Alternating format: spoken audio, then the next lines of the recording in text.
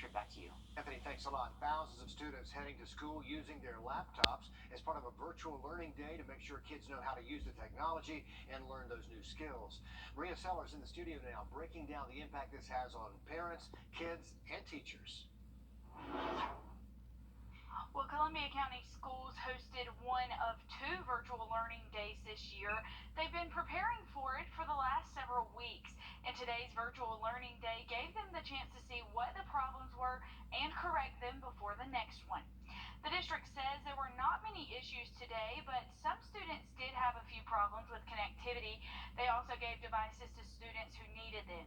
It's been a few years since schools were fully digital due to the pandemic, but the district says today's virtual learning day is about making sure students have the tools they need if they do have to learn remotely for any reason. This first one was really to allow us an opportunity to see where students might not have connectivity so that we can have a plan in place and make sure that we fix all those problems early in the school year, which is.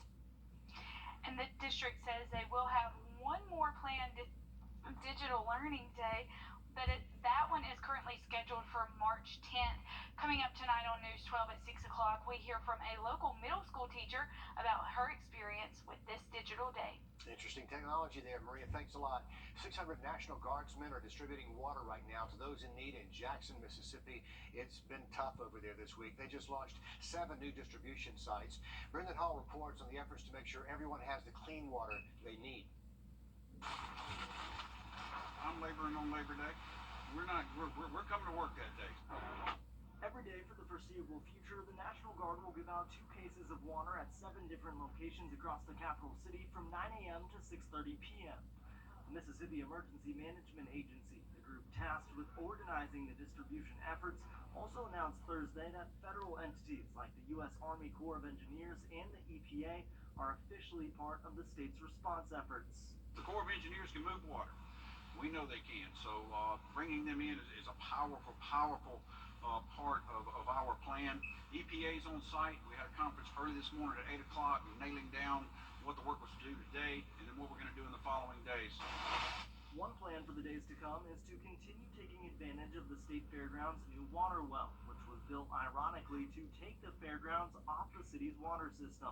Since Monday, actually, we have pumped 145,000 gallons of fresh water into tankers that have supplied the State Nerve Center, IT, servers in the Department of Finance and Administration, also healthcare facilities like the Jackson Medical Mall and the State Health Lab. Governor Tate Reeves has said from the beginning that there's going to be good days and bad days as the state works to get Jackson's water crisis under control. The energy at Thursday's press conference pointed to the fact that this was one of the good days, especially as water pressure continues to rise at the plant. PSI levels that had gotten down to around 42 yesterday. We're back up near 80 mid-morning today. So they are seeing some progress, but people are having to boil that water for the next month. The city has also said they should shower with their mouths closed, something you don't always think about. Okay, we have a holiday weekend ahead of us, and that means millions of Americans are taking that last big trip of summertime, while most will be heading out by car. Airlines are under a microscope right now after a summer full of delays and cancellations. A third of Americans are expected to take the road and skies this Labor Day weekend after a summer of travel misery for millions of passengers. FAA managers are focusing on keeping the airspace moving this weekend and into the fall months. But one thing they cannot control, we know, is the weather. These are where the disturbances are, and they're actually moving across. This one in particular going across Oklahoma and went over towards the Florida area. And that's something they'll be watching all holiday weekend. Meanwhile, at 12 of the country's busiest airports, Atlanta to Chicago, the nation's largest pilots union continues an off-duty picket. They're not calling this a strike. With Labor Day coming up Monday, the City of Augusta's offices will be closed down for the holiday, but here's just a couple you need to be aware of. Augusta Transit fixed routes, demand response, and rural transit services will not be operating. The Augusta landfill will be closed, and no garbage collections. Everything is set to open back up to regular hours on Tuesday. September is National Preparedness Month. That raises awareness about the importance of just being ready for emergencies or disasters that could happen at any time. Our first alert meteorologist, Mikhail Hannah-Harding, live with me in the studio to talk about why our hurricane season has been so quiet so far, and then, most importantly, the outlook going forward. Mikhail.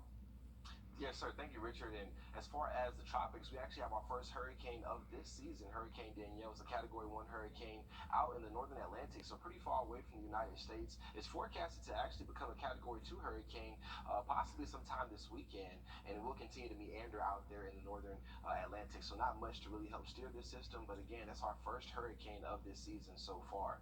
But as far as why the hurricane season has been rather quiet thus far, is to Saharan dust is to thank for that. We have been seeing plumes of dust being carried off the western coast of Africa from the trade winds. So as that dust hovers over the ocean, it prevents the sun from effectively warming the surface of the ocean, which creates cooler surface temperatures, which those storms cannot thrive in.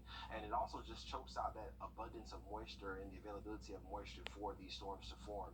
As far as the pattern moving from August into September, typically we do see our activity ramp up, and they still are forecasting a rather active season as we do finish off the hurricane season. But we've only crossed off about 4 names so far this hurricane season. The last time we went through the month of August without a named storm was back in 1997. So watching a potential area of development right now with about a 70% chance of becoming Earl in the next 5 days.